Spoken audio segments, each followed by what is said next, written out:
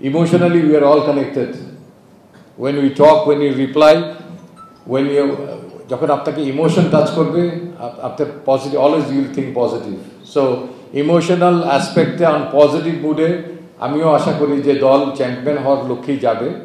but আপনি যখন analytical and logical চিন্তা করবেন তখন আপনাকে ভাবতে হবে যে আপনি কোথায় দাঁড়িয়েছেন এবং সেই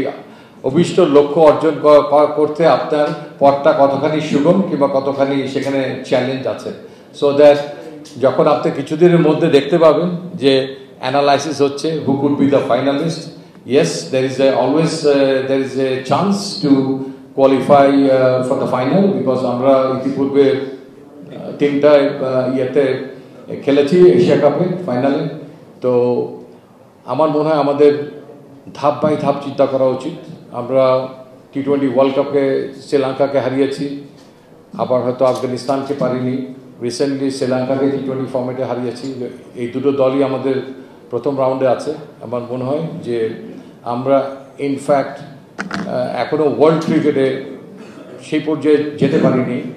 চেষ্টা করব এই এশিয়ান ক্রিকেট আর একটু ছোটো পর্যায়ে এই পর্যায়ে আমাদের সক্ষমতা তুলে ধরার মাধ্যমে